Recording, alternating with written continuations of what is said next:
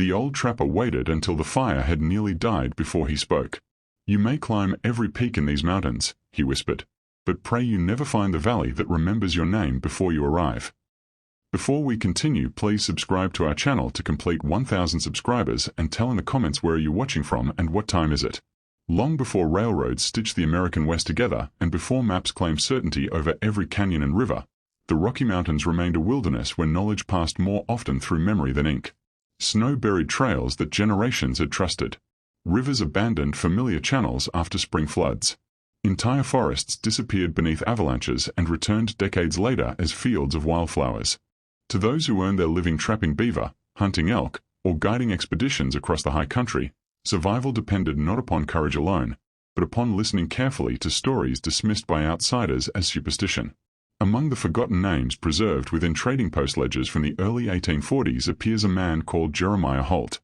He seldom signed official papers, preferring a simple mark beside his name, yet nearly every surviving witness describe him in remarkably similar terms. He possessed an uncommon patience, rarely raised his voice, and had spent more winters alone in the high Rockies than many soldiers spent in uniform. Fur companies trusted him with isolated trap lines stretching hundreds of miles beyond settled territory. Native guides respected his judgment because he learned the mountains before attempting to conquer them. Fellow trappers claimed he could predict approaching storms by the smell carried through pine forests hours before clouds gathered above the peaks. Nothing within the commercial records suggested Jeremiah Holt would become associated with one of the strangest accounts ever whispered among mountain settlements. His inventories listed ordinary supplies: beaver pelts, elk hides, powder, salt, iron traps repaired each spring. Such routine details leave historians little reason for attention. Yet hidden among shipping receipts preserved inside an abandoned trading company's archive rests an unsigned memorandum written many years later. It contains only one curious instruction addressed to incoming employees. If Holt speaks of the Western Basin, do not ask him to continue. No explanation accompanied those words. The earliest known reference to the Western Basin appears instead inside the diary of surveyor Edwin Chambers, whose government expedition crossed portions of the Central Rockies during the summer of 1841. Chambers described hearing repeated warnings from independent trappers regarding an unnamed valley beyond a series of limestone ridges. According to his journal, every description differed except one. Travelers insisted strange echoes carried through the basin long before any human voice disturbed the air. Chambers dismissed the reports politely, attributing them to unusual rock formations capable of reflecting sound in unexpected ways. His diary then turned toward geological observations and never mentioned the valley again. 3 years later, Jeremiah Holt accepted a seasonal trapping contract requiring him to establish camps farther west than usual. Company correspondence confirms he departed a frontier settlement shortly after the last spring thaw with 6 pack mules, trapping equipment, preserved food, ammunition, and several blank journals intended for recording harvests. He traveled alone, not because companions were unavailable, but because experienced mountain men often preferred solitary routes where game remained undisturbed. The first weeks followed ordinary patterns recorded in Holt's surviving notebook. Weather remained favorable. Rivers ran high from melting snow. Pine forests echoed with birds returning after winter. He carefully noted the condition of streams, the movement of elk herds, and locations where beaver dams promised profitable trapping. Every page reflected the quiet discipline of a man accustomed to isolation rather than loneliness. Then the entries changed. On the 19th day, Holt described discovering an abandoned cabin standing beside a narrow river where no structure appeared upon existing maps. The building had been constructed from thick spruce logs weathered silver by decades of mountain winters. Moss covered much of the roof, yet the chimney remained intact. Whoever built it possessed uncommon skill. Inside stood a rough wooden table, a stone fireplace blackened by ancient smoke, and shelves containing nothing except a single iron lantern whose glass chimney remained unbroken despite layers of dust surrounding it. Holt searched carefully for signs of recent occupation. He found none. Yet the ashes inside the fireplace were warm. His notebook records the observation without embellishment. He measured the hearth with practical precision, estimated the warmth by placing the back of his hand above the ash, then concluded someone must have departed only hours before his arrival. No footprints surrounded the cabin. Recent rain had softened the ground enough to preserve tracks clearly, but only Holt's own boots disturbed the mud leading toward the doorway. The riverbank revealed no canoe. The nearby forest carried no sound except wind drifting through towering pines. Even birds avoided the clearing, leaving an unusual stillness that Holt described as too complete for living country. He chose not to remain overnight. Instead, he packed his equipment before sunset and followed the river upstream toward higher elevations. As darkness settled across the mountains, he occasionally glanced back through the trees. Far below, where the abandoned cabin should have vanished into evening shadow, a single lantern burned steadily beside the window. Holt knew with absolute certainty that he had left the lantern cold, empty, and covered with dust. He also knew he had taken its wick with him. The following morning, Jeremiah Holt resisted every instinct urging him to return to the abandoned cabin. Experience had taught him that curiosity often proved deadlier than hunger in the high country. A trapper who abandoned proven routes for unexplained sights rarely returned with either profit or explanation. Still, as dawn spread pale light across the eastern ridges, he discovered that the river itself seemed determined to guide him back. The current bent unexpectedly toward the valley he believed he had left behind, and every game trail crossing his path angled in the same direction. He marked each turn carefully inside his notebook. By noon he had crossed the same fallen pine 3 separate times. The discovery disturbed him more than the glowing lantern had. Holt knew wilderness navigation with uncommon precision. He measured direction by mountain peaks, flowing water, and the movement of the sun. Becoming disoriented inside dense forest happened even to experienced travelers, yet returning repeatedly to one unmistakable landmark without intending to do so suggested something beyond ordinary error. He climbed a rocky outcrop to gain elevation. From there he expected to see the river winding below. Instead, he saw only endless forests wrapped in drifting fog. The mountains surrounding him appeared familiar, yet one distant peak seemed absent from every map he had studied. It rose like a dark wall beyond the western ridges, its summit hidden beneath unmoving clouds despite clear blue skies overhead. Holt later wrote only one sentence beside the sketch he made that afternoon. "I cannot remember whether that mountain has always existed." As evening approached, light rain settled across the valley. The scent of wet pine filled the air while wind whispered through spruce branches high above. Holt finally located a narrow game trail leading north and followed it until he reached a small trapping camp built many seasons earlier by another mountain man. The crude shelter consisted of little more than stacked logs beneath a sloping roof of bark, yet it offered protection from the rain. Someone had recently swept the wooden floor.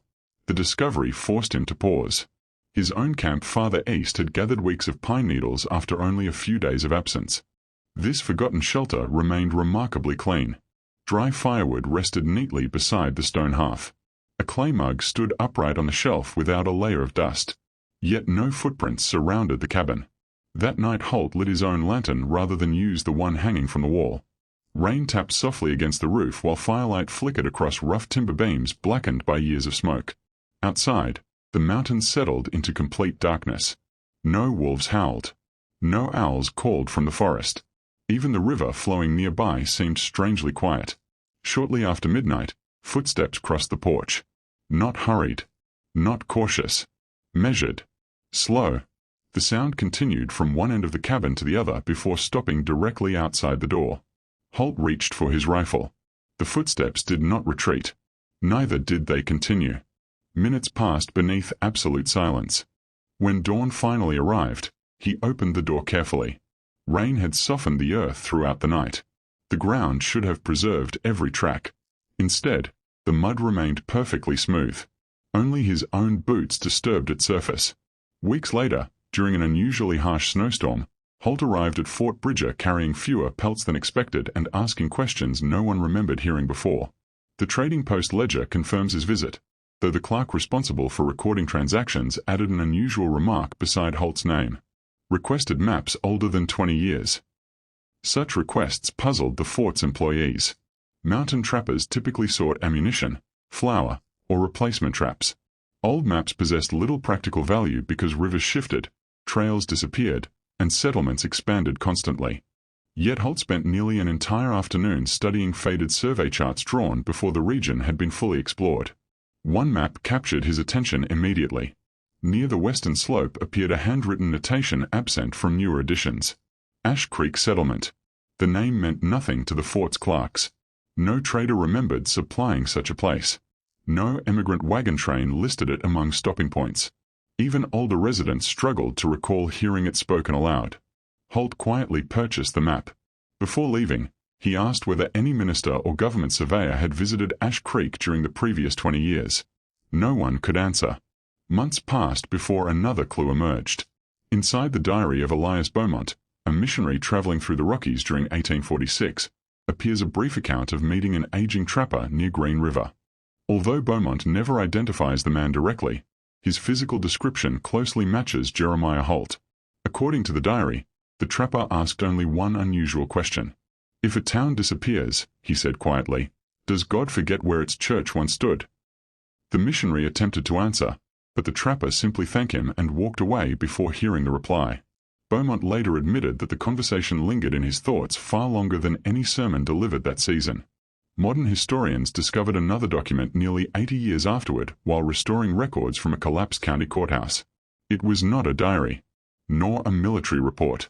It was a witness statement signed by 3 separate trappers who claimed they had encountered Jeremiah Holt during the winter of 1847.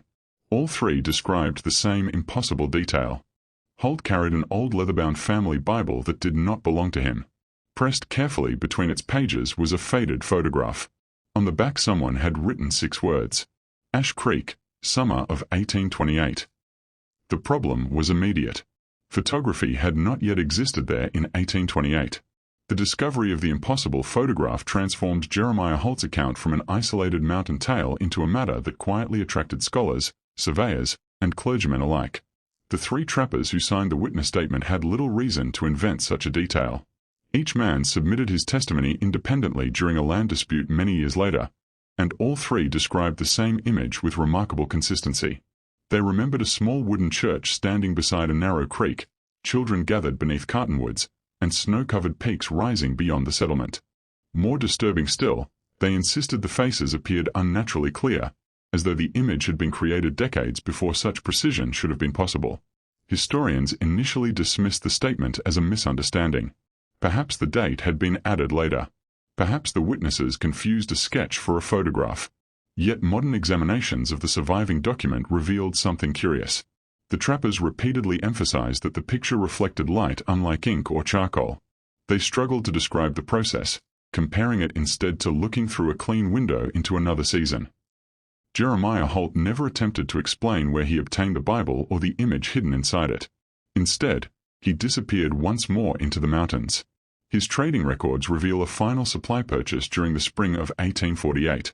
Powder, lead, salt pork, coffee, lamp oil, fresh journals, and 2 new steel traps. Beside the invoice appears one unusual addition requested in Holt's own handwriting. 6 blank church registers. The merchant later admitted he found the request peculiar. Trappers occasionally purchased notebooks for recording harvests, but church registers served no practical purpose in wilderness camps. Holt simply paid, rolled the volumes inside waterproof canvas, and departed before sunrise without offering explanation. For nearly 6 months no reliable reports placed him anywhere along the established trapping routes. Then another witness emerged. Her name appears inside family correspondence preserved by descendants living in western Wyoming. Margaret Ellis was the daughter of a blacksmith whose cabin overlooked a narrow river crossing frequently used by mountain travelers. In a letter written to her married sister, she described meeting an elderly trapper leading a heavily burdened mule shortly after the first autumn frost. "He looked more tired than hungry," she wrote. Not the weariness of long travel, but of carrying something no one else could see.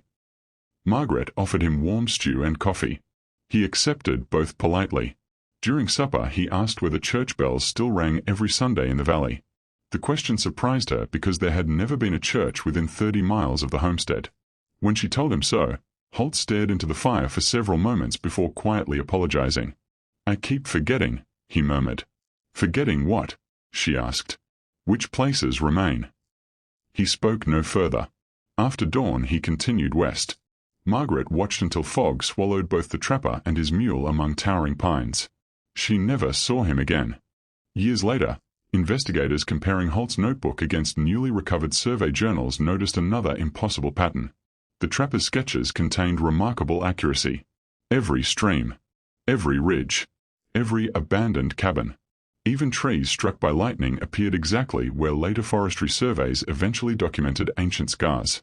Only one feature resisted explanation: Ash Creek. Every map drawn by Holt placed the settlement confidently within the same hidden basin. Every government expedition searching those coordinates found only untouched forest. No foundations. No cemetery. No wagon tracks. Nothing. As though the valley itself accepted every landmark except the town. In 1861, nearly 15 years after Holt's final disappearance, Professor Nathaniel Brooks of the Territorial Survey Office organized the first systematic investigation into the mystery. Unlike earlier explorers, Brooks carried copies of Holt's journals together with county deeds, newspaper fragments, missionary diaries, military reports, and family letters gathered from settlements scattered across the Rockies. His intention was simple. If Ash Creek had truly existed, someone must have remembered it. Instead, every answer deepened the puzzle. Old newspapers mentioned marriages occurring there. Tax records assessed property within its boundaries. Supply manifests listed flour and timber delivered to the settlement. A circuit preacher recorded baptizing 7 children beside Ash Creek during the summer of 1834. Yet every attempt to identify descendants failed. Entire family names simply ended. No graves appeared under those surnames elsewhere. No probate records transferred their property. The people of Ash Creek seemed not to have died, but to have quietly slipped beyond ordinary history. Brooks returned from the expedition convinced that Jeremiah Holt had not fabricated his story. His unpublished notes, discovered inside a university archive almost a century later, conclude with a sentence that historians continue debating today. Evidence suggests the trapper did not discover a forgotten settlement. He discovered one that refused to finish disappearing. Those notes remained sealed until the 20th century. Tucked between their final pages rested a brittle scrap of old paper folded so many times it threatened to fall apart when opened. Across its surface, written in faded brown ink unmistakably matching Jeremiah Holt's careful hand, appeared only one instruction. If the church bell is ringing when you reach Ash Creek, turn back before the 6th toll. Professor Nathaniel Brooks delayed publication of his findings for nearly 8 years. During that time he continued gathering fragments that seemed too insignificant to matter on their own, yet together formed a pattern he could neither explain nor ignore. Court records from frontier settlements referred to missing hunters whose routes crossed the Western Basin. Family letters mentioned loved ones who spoke of hearing church bells when no churches stood. Diaries preserved in private collections described evenings when distant lantern lights appeared among forests officially recorded as uninhabited. Each account differed in detail, yet all ended the same way. The witness abandoned the place and never willingly returned. Brooks himself eventually chose otherwise. In the autumn of 1869, accompanied by 2 government surveyors and a local guide named Isaac Rourke, he organized a final expedition toward the valley marked repeatedly in Jeremiah Holt's journals. Weather conditions favored travel. Snow had not yet closed the high passes, and the rivers remained low enough for wagons to cross safely. Their purpose was straightforward. They intended to determine whether Ash Creek had existed, and if so, where every trace of it had gone. The journey followed Holt's maps with remarkable accuracy. Ancient pines lined narrow trails exactly where the trapper had drawn them decades earlier. A weathered bridge crossed a fast-moving river at the precise location marked in faded ink. The abandoned trapping shelter still stood beneath towering spruce, its roof sagging further under years of mountain winters. Even the lonely cabin beside the creek remained untouched. Inside, the iron lantern rested upon the same wooden shelf described in Holt's notebook. It was warm. No fire burned in the hearth. No smoke drifted from a chimney. Yet the metal chimney of the lantern carried unmistakable heat. Isaac Rourke refused to continue. According to Brooks's surviving journal, the guide removed his hat, whispered a brief prayer, and quietly informed the party that no amount of government money justified crossing the final ridge. He admitted hearing stories from older mountain families since childhood, stories of travelers who reached a valley where time itself behaved like mist over cold water. Brooks offered additional payment. Rourke declined. He turned his horse east and disappeared through the trees without looking back. The remaining 3 men pressed onward. Late the following afternoon they climbed the last ridge overlooking the basin. There, exactly where every modern survey insisted only untouched forest should stand, lay Ash Creek. Smoke drifted lazily from stone chimneys. Children crossed a wooden bridge carrying baskets. Church bells echoed gently across the valley. Cattle grazed inside fenced pastures. Nothing appeared ruined. Nothing appeared abandoned. The settlement looked peaceful. Alive. Brooks later admitted that the silence surrounding the town disturbed him more than its impossible existence. From such elevation they should have heard voices, wagons, barking dogs, axes striking timber. Instead, only the church bell carried clearly through the cool mountain air. They descended cautiously. The first person they encountered was an elderly woman sweeping the porch of a modest farmhouse. She smiled politely as though visitors arrived every week. Without surprise, she greeted Brooks by name. He had never met her. Neither had he introduced himself. The professor later crossed out nearly half a page attempting to explain that single moment. No explanation satisfied him. Residents welcomed the travelers warmly. Fresh bread appeared. Coffee simmered over open fires. Families spoke comfortably about harvests and approaching winter. Nothing in their behavior suggested isolation or fear. Brooks discreetly questioned several townspeople regarding national events. Their answers stopped in the year 1849. None remembered the Civil War. None had heard President Lincoln's name. None believed 20 years had passed. For Ash Creek, time had quietly halted. That evening the church bell rang. Once. Twice. 3 times. Brooks remembered Jeremiah Holt's warning folded inside the university papers. Turn back before the 6th toll. He urged his companions to leave immediately. One surveyor laughed, convinced exhaustion had clouded the professor's judgment. The second hesitated. The 4th bell echoed across the valley. Wind stopped moving through the pines. The 5th bell followed. Every resident paused exactly where they stood. No one spoke. No child moved. Smoke rose perfectly straight from every chimney. Brooks seized the arm of the younger surveyor and ran toward their horses. Behind them, the 6th bell sounded. The younger man reached the ridge beside Brooks. The older surveyor never appeared. When they looked back, Ash Creek was gone. Only empty forest stretched beneath the mountains. No church. No bridge. No farms. Nothing. Search parties returned repeatedly over the following weeks. They recovered the abandoned horses grazing beside the river. They found camp equipment. Survey instruments. Food supplies untouched. The older surveyor vanished completely. Professor Brooks never resumed fieldwork. His final years were spent inside archives comparing Jeremiah Holt's journals with every surviving document connected to Ash Creek. Before his death, he sealed one last envelope addressed simply, "To whoever doubts the trapper." Inside rested a single page copied from Holt's notebook. It contained the oldest sentence ever written about the valley. "I was never afraid of what lived in those mountains.